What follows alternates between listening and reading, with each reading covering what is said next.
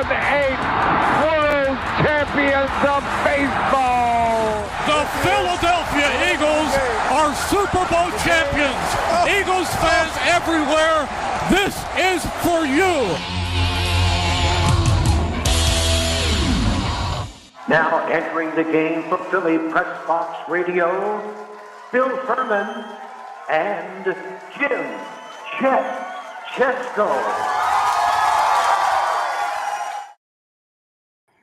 It's Wednesday, May 3rd, 2023. Welcome to the Philly Press Box Radio Roundtable, brought to you by the Irish Rover Station House in Langhorne, PA, Allstate Insurance in Westchester, PA, Cavs Philly Tailgates, and the Edge of Philly Sports Network. I'm Bill Furman. I'll be your host tonight, along with my partner, Jim Chet Chesko. Hey, Chet, before we get to the Philly sports highlights, let's say happy 9th anniversary to us. Episode 441 tonight celebrates 9 years we've been doing Philly Press Box Radio. Yeah, we did our very first show actually on April 30th of 2014, Bill. And we didn't know how long, of course, this was going to last. And what do you know? Here we are, show number 441, 9 years and 3 days since that first one. Go figure, even though we've had just one world championship in that entire time among the four major pro teams in Philly, we always have something great to talk about, and it's still pretty much fun. Absolutely it is. And it's a little bit of work along the way, but it's certainly fun on Wednesday, and we've made a ton of friends doing this, and we'll certainly get to that a little bit later on. But hey, it's been a big week all over the Philly sports scene. The Eagles had another great draft. They tossed in what looks like a nice trade on top of it. The Sixers won game one over the Celtics in Boston. Joel Embiid was named NBA MVP. I know that makes you happy.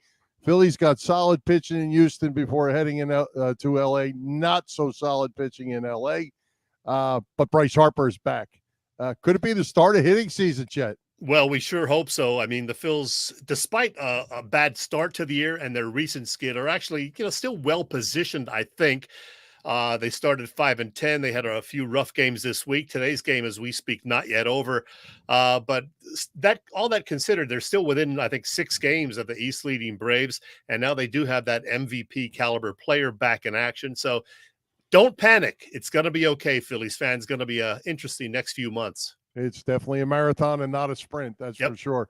Well, hey, we have a couple great guests tonight. Our all-time leading guest here on our 9th anniversary, Bleeding Green Nation's Brandon Lee Gowton will be joining us to talk the Eagles draft and everything that happened on draft night. Phillies Nation's Tim Kelly joins us in the second half of the show. He makes a return visit. So let's get this thing started. Let's welcome Bleeding Greens Nation, Brandon Lee Gowton, back to Philly Press Box Radio. Welcome, BLG. Whoop. Mute.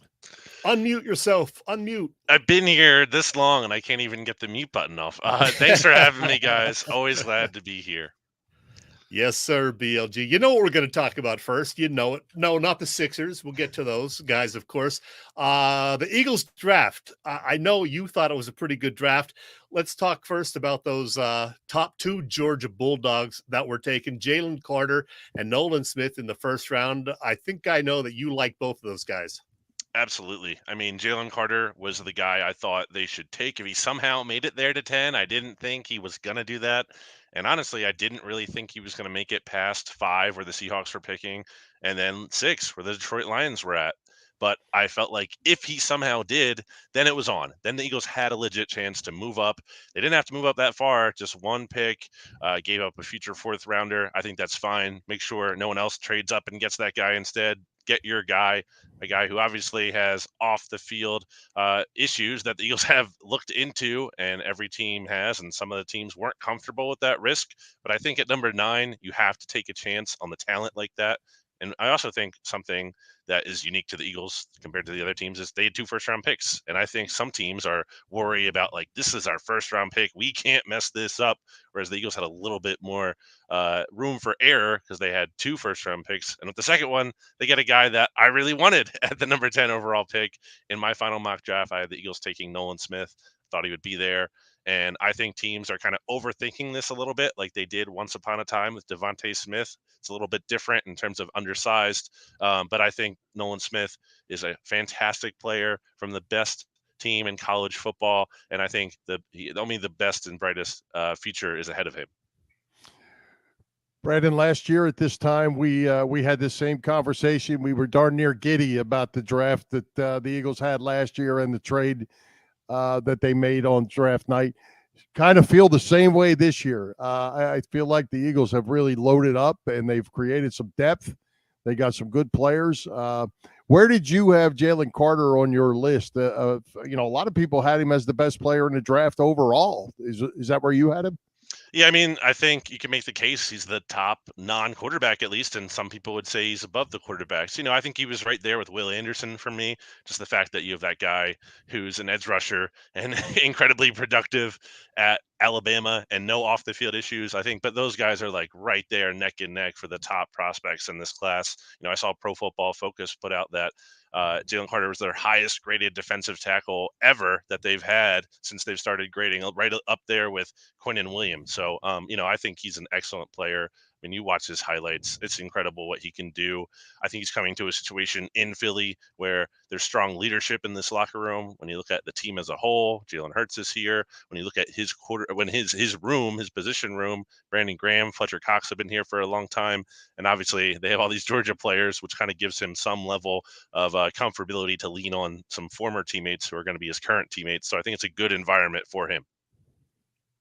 As I put up the other draft picks made by the Eagles, Brandon, I think they got great value on all of these guys, maybe with the exception of the quarterback. I don't know a whole lot about Tanner McKee, but everybody thought Sidney Brown would go higher, Keely Ringo would go higher, and I heard some people say that Moro Ojomo is one of those sleeper guys. So this looks like a really great bunch of picks by Howie. Yeah, so today I actually put together a list of the Eagles draft picks compared to the consensus big board put together by Arif Hassan over at Pro Football Network. And what he does is he takes 70 different big boards by various draft experts like Mel Kiper and Daniel Jeremiah and so on, and creates a consensus out of all of those. And pretty much every pick, the Eagles got like really good value. The only two picks you could say that were maybe a little bit of a reach and even not that far were Tyler Steen and Sidney Brown by just a little bit in the third round there. But otherwise, you're talking about getting the number 38th overall consensus prospect, Keely Ringo, at 105. Moro Jomo is 145. Eagles get him at 249. Look, just because you get these guys at a consensus doesn't mean they're definitely going to pan out and the consensus is right. But certainly, there's a lot of evidence to suggest like they got good value with these picks, and I think that's kind of a correction from Howie Roseman, where he maybe overthought it in the past. I think the Jalen Reagor pick comes to mind for a lot of people. So maybe that's a lesson learned here. Yeah, I wanted to ask you about Ringo. Definitely expected to go much higher. He's sitting there in the fourth round. Where did you have him, and what are your expectations for him? Can he get on the field rather quickly? I didn't think he was a first round pick like some people did. I thought he was like a day two kind of guy. No way should he fall to what he did at number 105. I mean, he's 6'2". He runs a 4.36. Like that's crazy. That's a crazy height and speed combination. Also, by the way, he's only 20 years old. He doesn't turn 21 until June 27th. That's crazy. This guy, and he's played in Georgia in the SEC. I think the fact that you have Darius Slay and James Bradbury here kind of gives him some cushion to grow and develop as a player. I don't think he's going to be starting by any means, but I do think if he plays well in training camp and everything, then he has a chance to kind of be that top backup corner behind those two starters. Hey, Brandon, in addition to the pretty darn good draft picks, the Eagles also welcomed a number of undrafted free agents. And a lot of people think a couple of those, at least, have a good shot at making the team. Cornerback Eli Ricks of Alabama and punter, yes, I'm asking you about a punter, Ty Zentner of Kansas State. What do you think? Two possible diamonds in the rough? Yeah, I think Ricks by Bleeding Your Nation's own Shane Half, he was like in the 60s or something. One of his he really liked Eli. So there's some people out there who really liked Eli Ricks. So you take a chance on a guy like that as an undrafted rookie free agent. That seems like a good bet. Obviously, the Eagles had some success with UDFAs last year when you look at Britton Covey making the team and Reed Blankenship. So certainly it'll be interesting to see if he can kind of come in and compete for a backup cornerback spot. I mean, we can laugh at the punter thing, but each of the Eagles' two playoff losses the past two seasons have come with the punter being really bad in the same one in both of those games. So I would hope Ty Zentner has a chance to actually beat out Aaron Sipas and can come in here and push him for a role. The book on him seems to be he has a really big leg, kind of inconsistent. But my thing with punter, thinking about it more and how the Eagles kind of approach, being aggressive and everything, I don't necessarily need a guy who's an expert at pinning the opponent deep because they're not going to really be punting too close to that range anyway. Like ideally, they're only punting because they're like way far away from the end zone, way backed up in their own territory. So give me a guy who can actually punt it all the way down the field, and then hopefully you can get your special teams coverage to figure it out. Mm-hmm. Well, I had to ask you about number 66 in the pick, Sidney Brown from Illinois. He is a physical specimen. Can he play at safety in this league? I think so. 6 interceptions last year. I watched all of those. I think some of them were a little bit fortuitous. That's not to say he doesn't deserve credit, but I don't think he's like a 6 interception per season kind of player. But there is something to be said for being around the ball and making some of these catches on the tip passes that he did and having a playmaking ability. I think Sidney Brown's really intriguing in that, you look at the Eagles safety situation. There's no in place starters here. You have Terrell Edmonds, you have Reed Blankenship, and Sidney Brown, really, to me, as the big three competing for 2 roles. And maybe there's even more rotation time, depending how the Eagles want to use their defensive backs in this defense under Sean Desai. The Eagles liked him a lot. They said he's a red star player for them. I think listening to his interviews, he sounded like a guy who brings a lot of juice and energy into the table. I could see him kind of being a leader on this team in the future once he establishes himself. So I think there's definitely intriguing potential for Sidney Brown. In addition to the draft picks, Howie made a trade on draft night and picked up a running back, DeAndre Swift, Philly guy, another Georgia guy. How does he fit in to the running back core with, Kenny Gainwell, Boston Scott, and the guy they picked up from Seattle? How are they going to divide the carries? Is it going to be running back by committee again? I think so. I mean, I think that's just kind of what they've done here for a long time now. Even beyond, Nick Sirianni, Doug Peterson, that's just how they operate. And I think you're looking at DeAndre Swift in something of the Miles Sanders role. I think there's going to be a little bit more of a split because Rashad Penny, I think when he is healthy, is arguably better than DeAndre Swift is. Swift is a nice player in a lot of respects. Certainly upgrades what the Eagles have had in terms of pass catching running backs. At the same time, even though he's avoided major injuries in terms of ACLs and things of that nature, he's kind of had a lot of nagging issues that kind of keep him inconsistently available, I would say, or he might be ready to play, but he's questionable going into the game too often. So you kind of have to monitor that. The good news is, unlike before, where he was playing with a very good offensive line, I should say, in Detroit. But certainly Jalen Hurts' mobility represents a new dimension that he hasn't had that, he was playing with Jared Goff there. So I do think that's kind of intriguing, but I do expect there to be a fairly heavy rotation among the 4 backs that you just named. Brendan, I was going to mention this to you, and I didn't know Chet was going to throw that graphic up, but it's exactly what I was going to ask you about. To me, this is a strong depth draft for the Eagles. The only one, probably Jalen Carter, is expected to deliver a lot early. Chet, you could throw that back up there. All these other guys are depth position players that the expectations aren't all that awful high necessarily for Nolan Smith, who's considered by some to be a little bit light, but he's also young. Why he builds up and do what they did with Dean last year. You don't have to throw him in the mix right now. Let him learn. Yeah, I think Jalen Carter's going to have, a significant role coming in here. At least we'll have the chance to get that. But the Eagles are going to rotate their defensive tackles. I mean, they had a 6-man rotation going by the end of the season last year. So he'll be a role player. I think the leader was like Fletcher Cox or Hargrave with like 60% of the snaps or so. So he'll figure in somewhere. Nolan Smith, same thing. You look at these defensive linemen, the edge rushers, there's going to be a rotation there. He'll have a chance to find snaps. And we'll see how the Eagles want to use him too. If they want to play him at off-ball linebacker at all, given his size, I don't think that's like a full-time role for him, but you could kind of get creative and throw him in certain packages. Tyler Steen, I think clearly has a chance maybe to compete for the right guard job, but is by no means just being handed that, because you still have Cam Jurgens here, expected to be in the mix with him. We talked about Sidney Brown already and Keely Ringo. Tanner McKee, I think, has a strong chance. I think he is going to beat out Ian Book for the third string quarterback job. And next year, if things go well, could conceivably be the number 2 behind Jalen Hurts. And then what I said about defensive tackle earlier, Moro Ojomo, not necessarily guaranteed to make the team, but if he shows any kind of promise, I'm sure the Eagles will keep him around, and he has a potential to kind of be a rotational player, not only in the interior there, but could probably also take some edge snaps too. Well, last year between the draft and the start of the regular season, Howie made more moves. That's when he got James Bradbury and CJ GJ.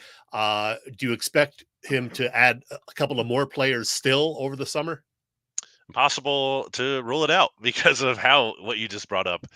I mean, the Eagles still feel like they could use some help at linebacker. I think that was the position they didn't address in the draft really at all. They signed Ben Van Sumeren, I believe, from Michigan State, but I mean, the book on him is he's very athletic, but kind of needs some more seasoning. So I don't know that you're really counting on him to contribute by any means right away. So, anytime there's a player available, we know Howie Roseman's going to check in on him. And the Eagles still do have a lot of draft picks next year to work with, especially with those comp picks coming in. So I would never say never with that. And to the point about the CJ GJ thing, that happened again so close to the beginning of the regular season. So really, until the trade deadline, I guess back or in October or November, whatever that is, you can't really rule out Howie making a move. So as you analyze this whole draft with everybody, how did the Eagles stack up against the Cowboys, the Giants, and the Commanders? And what's your total grade on how this all went? Yeah, I give the Eagles an A, straight A for this draft. I mean, I think it's hard for them to have done much better. The Swift thing is not a home run for me. It's a good move, but not like a home run move, because you're giving up a future pick for a guy who has some injury issues, might only be here 1 year left on his deal. But for the most part, I mean, it's just minor quibbles. I thought they kind of crushed it on the whole. And again, they did dip into the future a little bit with some of those draft picks, but still have plenty of picks projected for next year. So very exciting to know that the future is bright as well. When it comes to other teams around the NFC East, I thought the Cowboys, when you look at those aforementioned consensus rankings I brought up, they got really bad value at all of their picks. They took guys who a lot of people thought were reaches at those spots. And that almost makes me want to cry right now. I know, it's heartbreaking.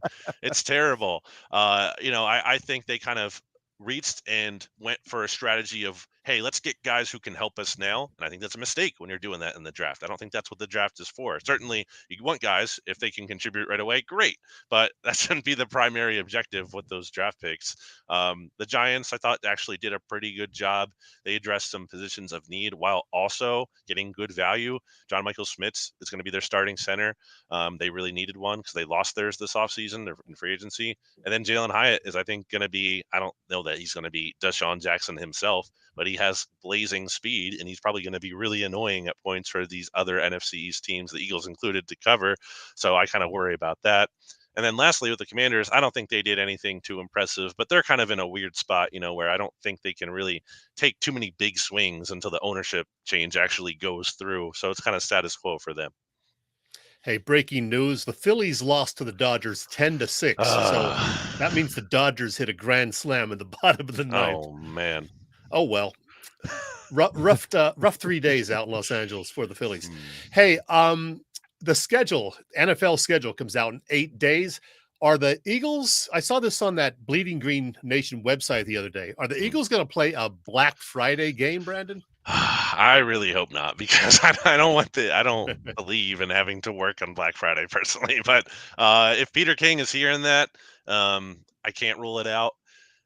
Certainly, there have been schedule rumors in the past that haven't come to fruition for many reasons. I think the schedule is complicated to make. So, we'll see for sure when it comes out in a week on May 11th. It sounds like it'll be released, but I sure hope not. Well, hey, Brandon, I know Chet's going to get to this, so I'll get to it first. The Sixers took game one in Boston. Joel Embiid looks like he's going to be back tonight. MVP Joel Embiid. That's right. After James Harden clinic the other night. What do you like now? How do you like the chances for the Sixers up one game and Embiid coming back? Oh man, I can't believe they won game one. I wasn't going to believe it until it actually happened because they just never beat this team. I am a little worried about Embiid playing against the Celtics in game two because I just felt like even if he was healthy entering this series, the goal always was going to be split in Boston at the first two games. You probably weren't going to win two of them. So it makes me a little nervous he's going to play, but I mean, if they take it, if they go up 2-0 coming back to Philly, that's huge. I definitely think that winning in game one gave these guys some confidence and be like, hey, this team that owns us, we can actually beat them. And maybe the Celtics aren't so good. The fact that the Hawks were able to beat them twice, and then that final game there, that game six was kind of competitive for a bit too. So maybe that kind of boosts their confidence. I still wouldn't say the Sixers should be favored in this series, but they have a chance now. And I don't think you could say that so much going into the series. Yeah, I'll be shocked if the Sixers do win tonight. But of course, I was shocked Monday night. I would love to be shocked again. But yeah, as Sure. he's coming back with a split, that's not a bad thing. And then, Embiid will be hopefully a little more closer to the Embiid that we know and love on Friday and Sunday when they play games 3 and 4. I think it's shaping up to be a great, great series.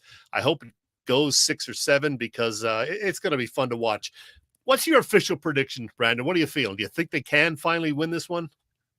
I don't think I can give them the benefit of the doubt just because of the history against them. I know that's a bummer thing to say, but like they have not earned that much yet. I do think they're going to push it deep. I think I'm going to say Celtics in 7, and it's a close game too. It goes to overtime. It's like just at the wire. Ooh, wow.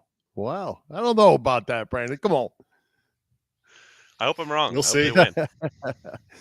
All right. Well, hey, Brandon, before we let you go, because we're already out of time, let the listeners know where they can follow you, all the social media, you got tons of stuff going on as always.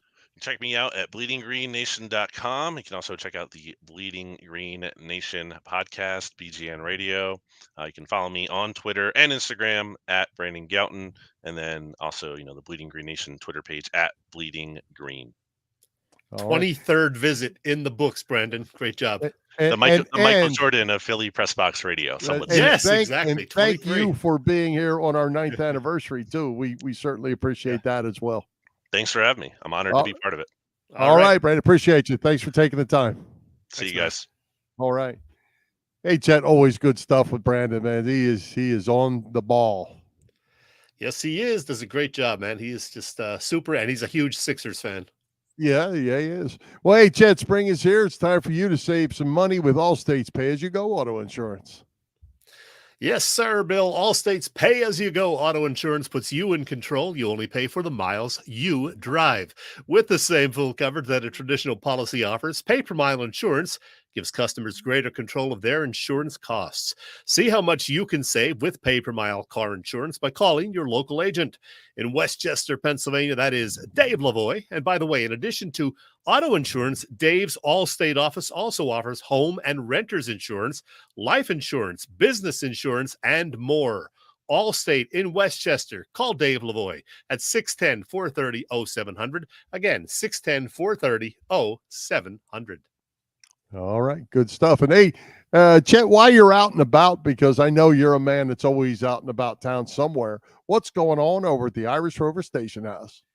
Plenty happening at the Rover, Bill. As always, they have Quizzo every Wednesday evening, Killer Burger Thursdays, and dinner specials Wednesday through Sunday, I believe. Or is it Saturday? I don't know. Dinner specials, check them out. This week, it's May already, Bill, and this Friday is Cinco de Mayo. It is also when the Rover officially opens its outdoor patio for the season. There will be food specials plus Corona and margarita specials. And then on Saturday the 6th, it is Derby Saturday. Yeah, Kentucky Derby Day, featuring drink specials and a Rover cocktail. They have music on the weekend. This week, that live music is courtesy Aaron Quaterman Jr. Of course, they have a bunch of great beer tenders and wait staff at the Irish Rover. And, it's Mother's Day fast approaching, not this Sunday, but a week from Sunday. And you want to get your reservation in now. Make your brunch reservation now for a 10 a.m. or 12 noon seating. Mother's Day is a week from Sunday. The Irish Rover Station House is on Bellevue Avenue in Langhorne, and you can get more details on their website. That, of course, IrishRoverStationHouse.com.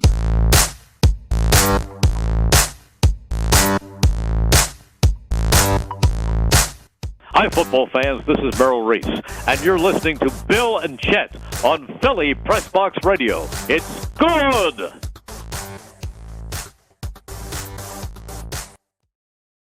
Hey, Chet, don't you know that Merle was sitting there watching the TV like the rest of us watching that draft, and he was saying, it's good. Oh, man, yeah. I'm sure he loved it. He likes all those Georgia guys like we all do. That's right. Well, hey, Chet, we're going to get to the Sixers Celtics a little bit later on, talk some more about that. But I want to get your thoughts on Joel Embiid winning the MVP finally. Interesting, since he didn't make the All-NBA first team. Yeah, big deal. He did get the MVP. That is a big deal, and well-deserved, if you ask me. 33 points a game, 10-plus rebounds per game. He led the league in scoring. Great defender. And, 85.7% from the free throw line. You don't see that all the time from a big man. And I liked watching his acceptance last night. He was interviewed on TNT by Ernie Johnson and Chuck and the guys, and he made sure to credit all of his teammates. He said it is a team thing. So it was nice. All his teammates around him to support him. I believe Harden today gave him a Rolex watch with MVP on there. So had to get some more links in there, though, because his wrist is too big. But he is well-deserved, and hopefully that will spur him on to a great playoff run now. Yeah, well, and I thought it was interesting that he kind of announced that he was to his teammates that he was coming back right when he was announced as the MVP. That was kind of an interesting move by him, I thought. Yeah, and then he pulled that back a little bit during the news conference this morning, saying, we'll see at game time. But I got to think with, him saying that and the fact that he's feeling good, and I think he has officially been cleared by team doctors, I think we're going to see him tonight. Yeah, well, I think they need him, and I think game 2 here is going to be huge. They go up 2-0 coming home. I certainly ups the chances, that's for sure. Yeah, I don't expect them to win tonight because, Boston's got the whole revenge thing. They're more of a desperate team right now. And, you said something interesting to me the other day that you think they kind of play better as a team. Not that you're saying they don't need Joel Embiid, but there's more of a team thing going on when he's not in the lineup. And, to your point, they are 13-5 now this year, including these last 2 wins without him in the lineup because it's more fast paced. There's more people involved offensively. So I see what you mean there. So hopefully they can find that perfect balance now where, there's still a lot of that, but he's there in the middle as a great defender and maybe only score, 20 points instead of having to score 35. Right. And we've talked about that, a handful of times throughout the year. The balance is what's better. We don't need 40 from him. They did need 40 from Harden.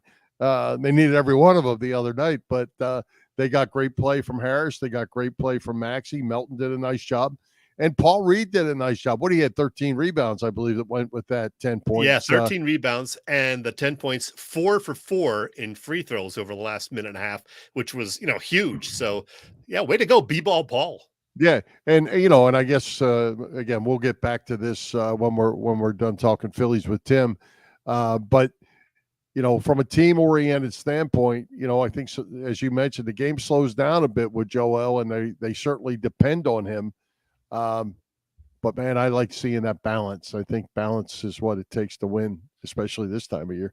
And who would have thunk that James Harden, at age 34 could pull off like a 2015 era James Harden performance, 45 points, made clutch shots frequently.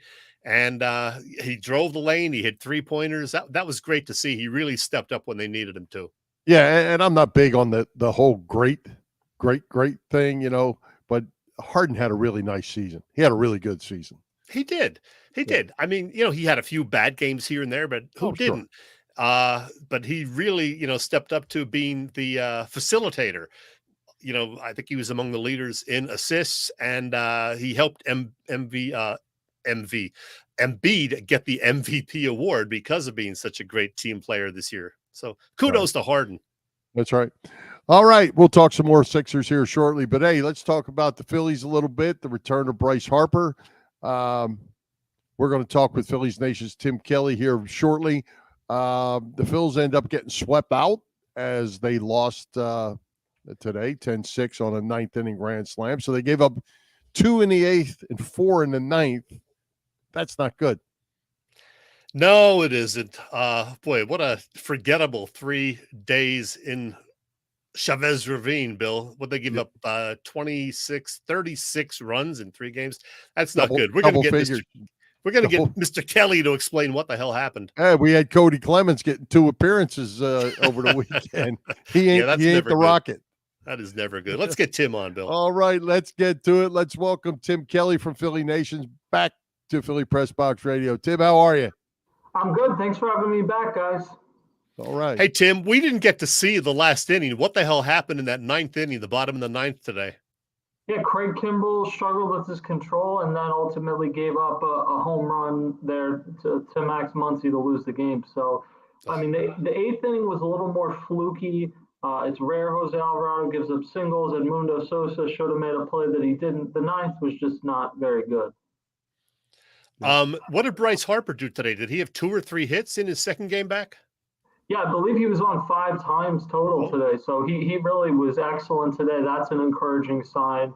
Probably the only encouraging sign the Phillies have to take from this series. Yeah. Yeah, 3 for 3, right? I believe he was. Yeah, and 2 walks there. You saw him slide in the second. It was a little awkward because he's usually a head first slider and was obviously going out of his way not to slide head first. But having him back in the lineup is obviously huge. Yeah. Well, I have to ask you, Tim, because this drives me absolutely out of my mind. I love Bryson Stott in the leadoff spot. He goes into just a little bit of a dip. They take him, move him down, and put Kyle Schwarber back in the leadoff spot where he stinks if he's not hitting a home run. Hey, it's just the way it is. What was the question? I'm looking for agreement or disagreement. No, I mean, when Kyle Schwarber, I get when Kyle Schwarber is going well, why you put him there. And you do have an issue with Bryce Harper being back now of you don't want to have all the lefties bunched towards one part of the lineup. So I get that. But honestly, right now, I'd go with neither of them at the top. I would just have Trey Turner hit leadoff. And I would think they'd be better off with Bryce Harper hitting second and having Kyle Schwarber hit cleanup probably right now. But Harper traditionally has hit either third or fourth, and seemingly that's what they're going to stick with now. So I think it kind of just is what it is. You mentioned Trey Turner. He's been in a bit of a slump of late. What do you expect from Turner this year? And is he going to be, around the 300 mark when it's all said and done? Yeah, I would say so. I mean, this is someone that's one of the best offensive players, whether it's hitting, base running, the total package. He had a great play at shortstop today. He had a home run yesterday. I think people forget sometimes Bryce Harper's first month and a half really wasn't very good with the Phillies, at least relative to his standards. And I think you're seeing that with Trey Turner. Trey Turner has not been a bad player by any means here. He just hasn't been what he was in the World Baseball Classic, where he was unconscious and hitting a home run every other at bat. You haven't seen that, but it's a long season. I don't think there's any reason for concern with Trey Turner. Do you see them trying to work Harper back into an outfield position, or are they going to lock him in at the DH and leave Bohm at first base and Sosa at third base and play it out that way, do you feel? Well, I think for this season, it's pretty unlikely he's worked back into an outfield spot. He's learning first base, and I've seen him doing it. He's taking it very seriously. So I think down the road this season, late in the season, that becomes more of a possibility. It also depends what you do at the trade deadline. It depends how high you are on Derek Hall. A bunch of different factors with the Phillies right now. But I would say he's a DH for the foreseeable future. And as he ramps up his throwing, which you still need to be able to do at first, even if it's not to the extent it would be in right field, we'll kind of see if that is indeed a realistic possibility this season. Hey, Tim, what's the latest on Ranger Suarez? Are we hearing that he's getting close to coming back? Yeah, he pitched in Lehigh Valley last night, and I believe it got cut short because of weather. So by all accounts, everything is going well. and they're building them up. So I'd say probably 2 more appearances is what I would guess before he's back with the Phillies. The bullpen up until today obviously didn't do very well, but has been pretty solid. Where do you see them going with starting pitching? Are we going to be able to pick that up? They got great outings from Nola and Wheeler in Houston. Nola, I guess, was not bad today. I didn't get to see much of it, but where do they go with 3, 4, 5? Yeah, I would say like Nola and Wheeler are starting to see round back into what they typically are, which to me is not a surprising development. Matt Strom's been pretty good, but he was signed to be a reliever, and I think ultimately you're going to put him back in the bullpen. Bailey Falter's a guy that, like, he has really good endurance. It's just a matter of whether he has 2 pitches, basically. So, like, I think he could go out there and throw 6 or 7 innings anytime, and that's valuable to a team. The problem is he might give up 4 or 5 runs over those 6 or 7 innings. So I would say for now, Painter or Ranger Suarez would come back, and then you would have him replace Strom, who goes to the bullpen then, and you kind of see what happens down the road with Andrew Painter. And I would say the biggest key right now is figuring out what's going wrong with Taijuan Walker, because he is someone that has been like a pretty solid number 3 or 4 starter for a few teams. His problem has really been sustaining it in the second half of the season.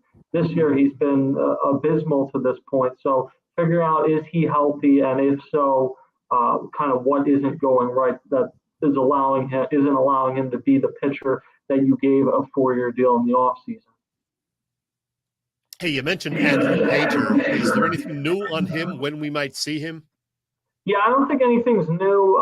He kind of like, as of the last homestand, because I wasn't on this road trip, as of the last homestand, I think he was ramping up the throwing from like every other day to every day, but it's still not like throwing off a mound or building up where you feel like it's imminent. So that's one of those, like, hope for the best. I don't want to say expect the worst, but like I don't know that you plan that Andrew Painter is going to come in and make 15 starts for you this season either.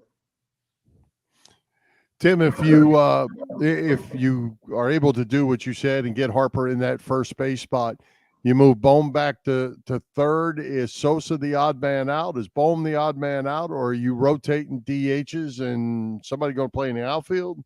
Yeah, I think it's a little bit of everything. Like, even if he plays first, I don't think it's going to be every day, but it gives you a chance some days to get Castellanos or Kyle Schwarber in at DH, or whoever you would want at DH. They did Trey Turner the other day.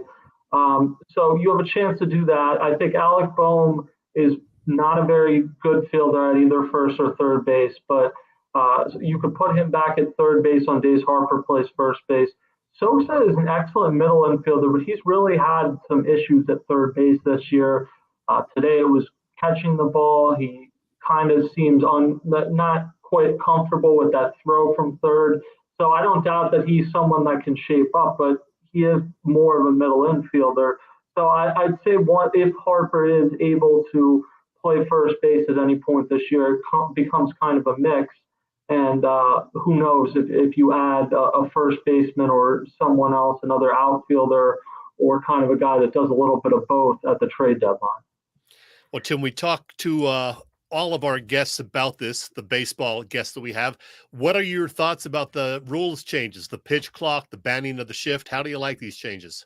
I've liked it a lot. The banning of the shift to me has been excellent in terms of improving the product of the game.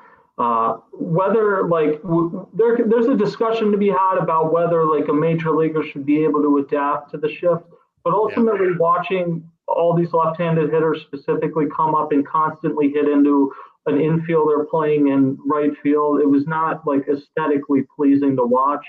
And the NFL, the NBA, all other major leagues have made changes to improve offense, and I think that this isn't any different.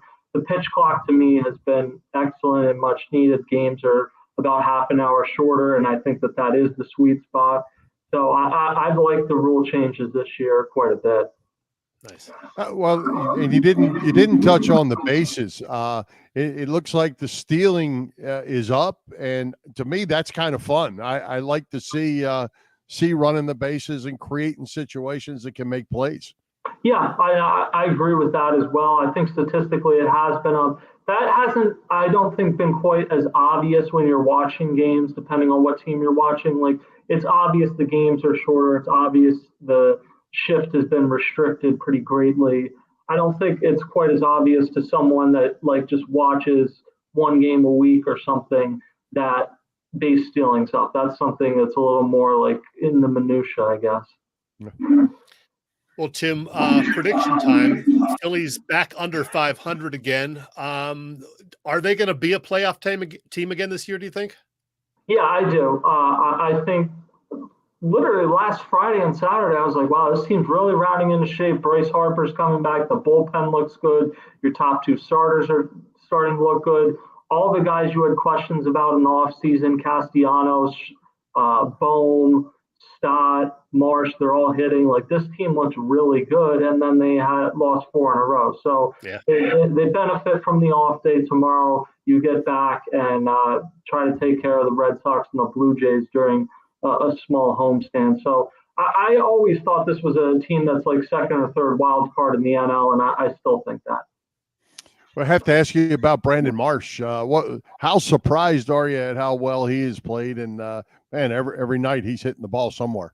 Yeah, he's been excellent. He's had a few like strange plays in the field, but generally he's a good fielder out there. And the fact that you have him now with Harper back and you're still hitting Stott a little higher, that he's hitting 7th or 8th in your lineup, you're in really good shape.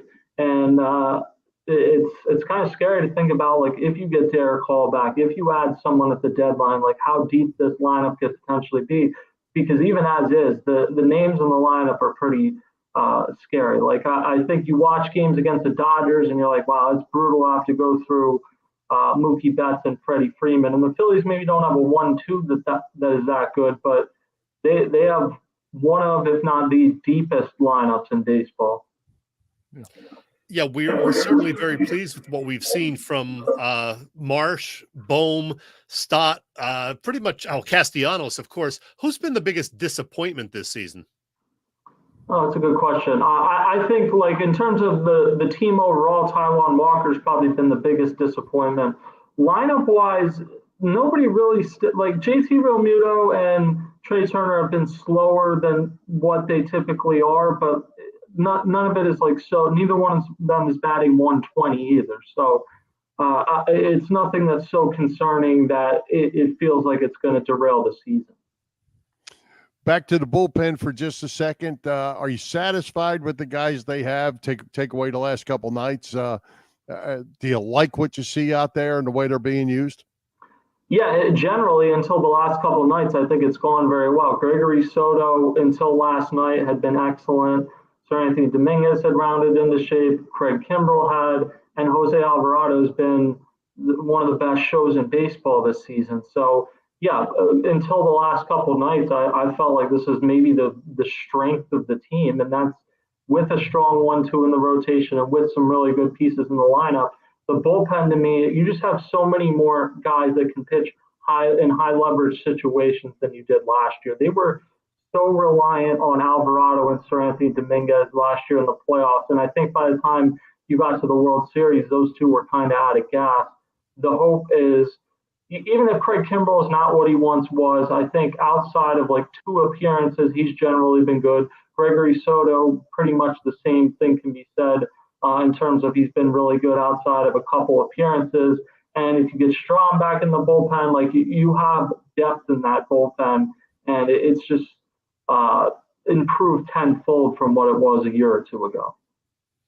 Well, Tim, I know you're an Eagles fan too. We had Brandon Lee Gowton on in the first half hour from Bleeding Green Nation. He, like a lot of people, gave the Eagles an A for what they did during the draft. What's your take on the Eagles?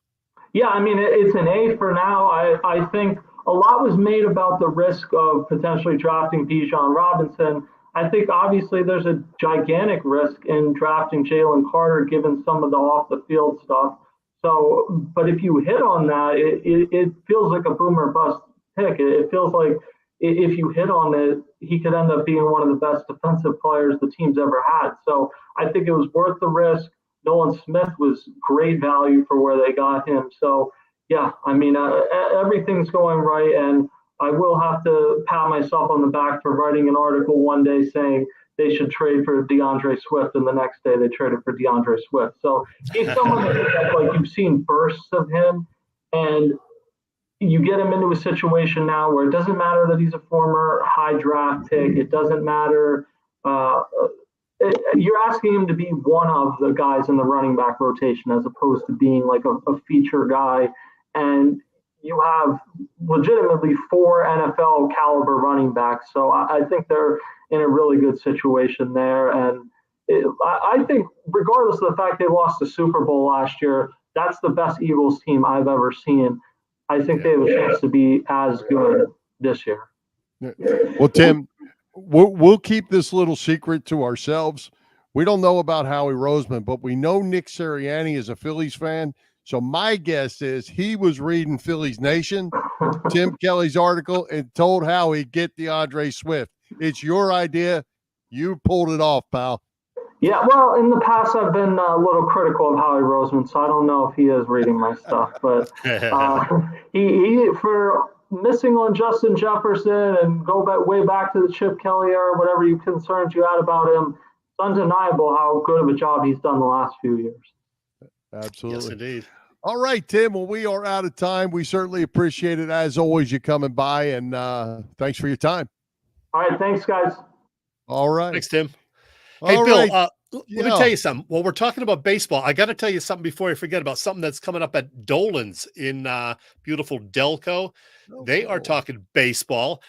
They have, well, it disappeared. Come back. There it is.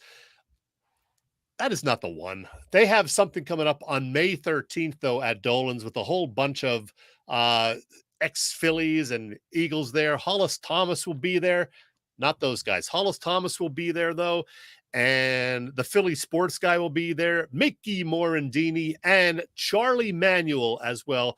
This is at Dolan's Pub, and it is on May 13th. So I'm going to be there in the afternoon. Stop by, have a few beers, play a little wiffle ball with Mickey Morandini, and it's going to be a good time. So yeah, for those that don't know where Dolan's is, it's in Prospect Park, Pennsylvania, not far off of 95. So if you're going past the airport, if you're coming from the north, go down just one exit past the airport, get off. You're probably about a mile inland, and you're at Dolan's. So check that out. Nice bar. Easy in and easy out, and it's a fun Philly sports bar for sure.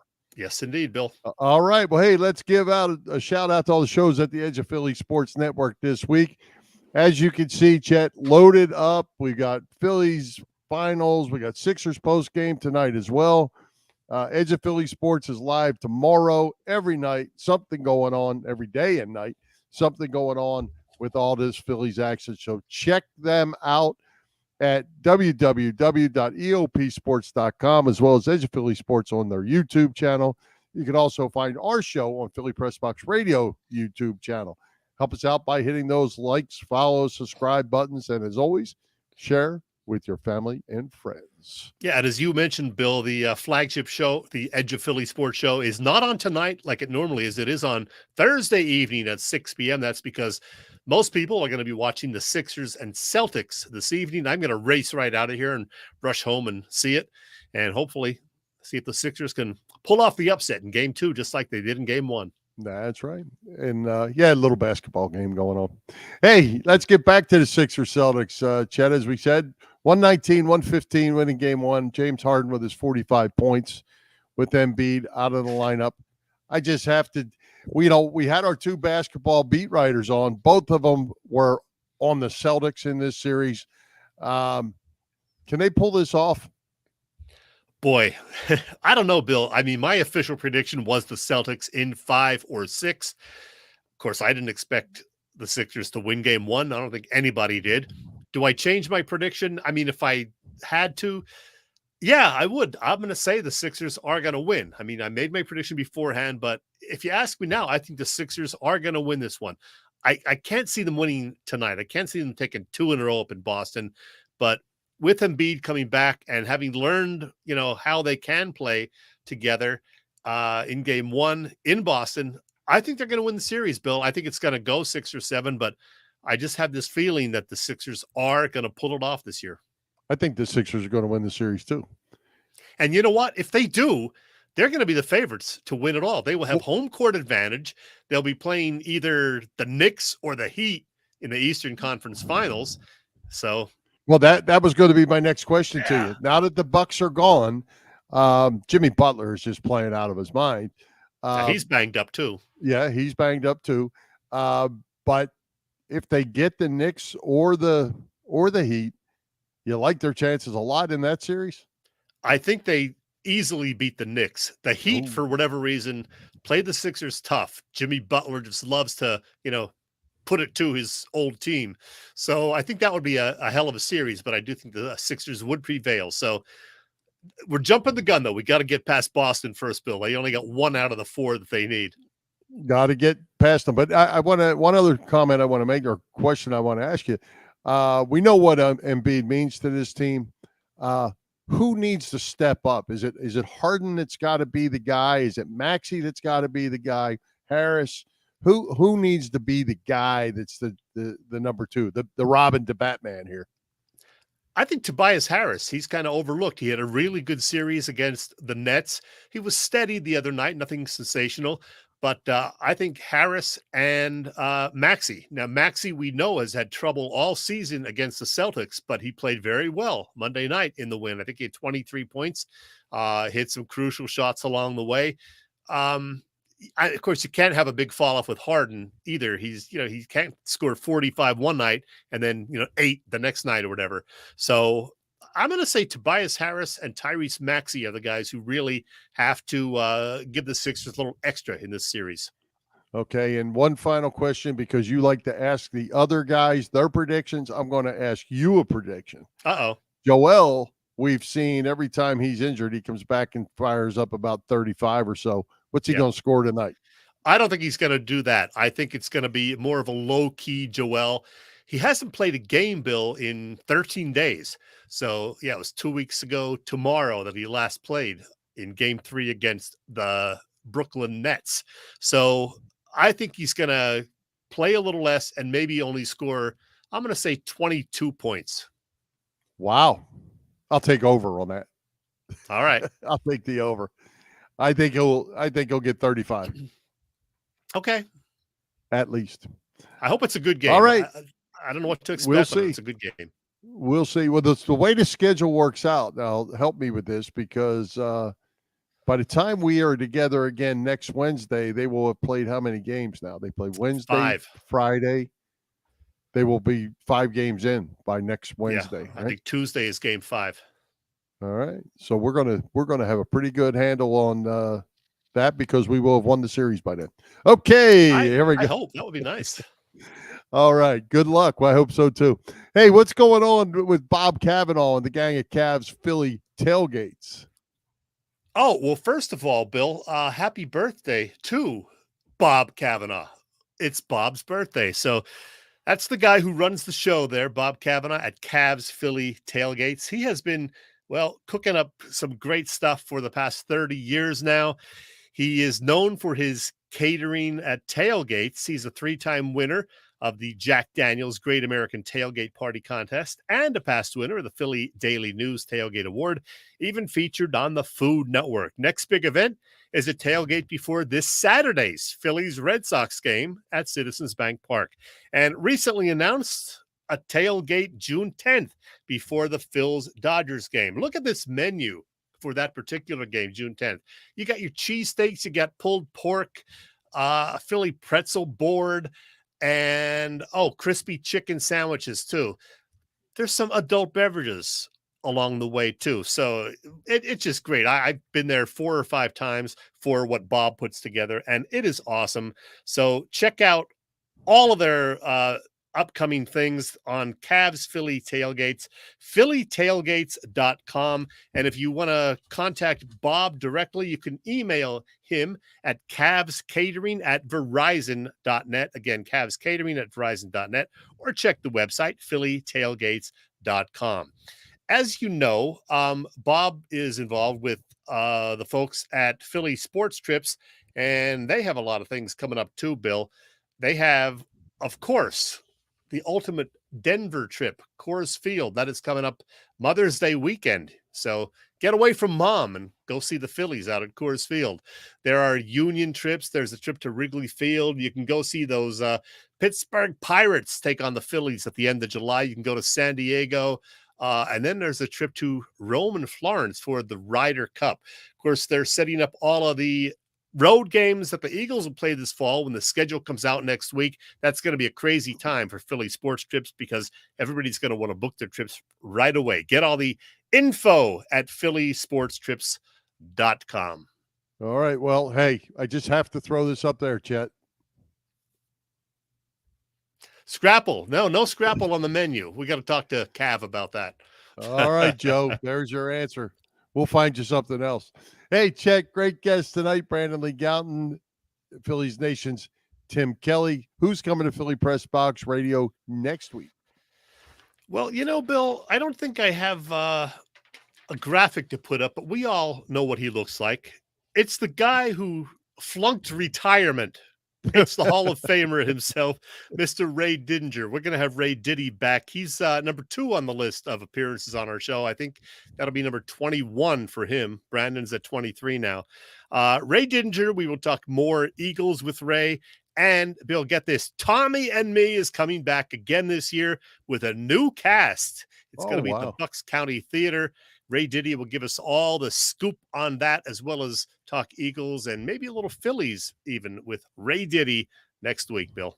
All right. And I tell you what, Jane is liking that already. There you go. We got a yay from Jane. You can't go wrong when Ray's with us. Fantastic.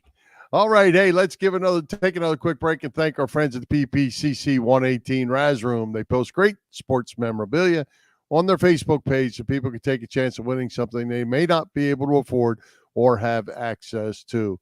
All items come with certificates of authenticity. They continue to run out great autograph memorabilia from all the Philly teams and more. Check out their Facebook page. Like it or follow it.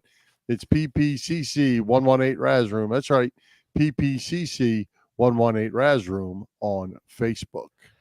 Bill, it's our 9th anniversary. I'm not going to sing to you or anything, but can you believe we've been doing this 9 years? 9 years. And, Bob, I posted that today. Bob Sullivan says he remembered the first one. He was there for the first one. It just doesn't seem like it's been that long. It's and it has been so much fun. We've had so many great guests, so many fun people that we became friends with, and we've covered lots and lots of Philly sports.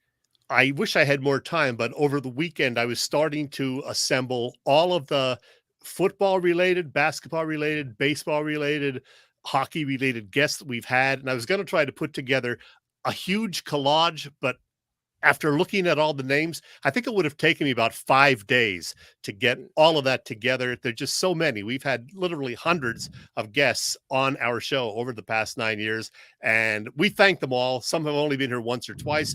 Others more than 20 times, like the 2 we mentioned, plus D. Lynham. So we thank everybody. Yeah, and I think, Chet, this is still, I'm doing this a little off the top of my head because I haven't done it for a while. I believe Jason Kelsey, Lane Johnson, Brandon Graham, and Sean Couturier are the only athletes that were in town when we started this show. No managers, no coaches, none of them are left.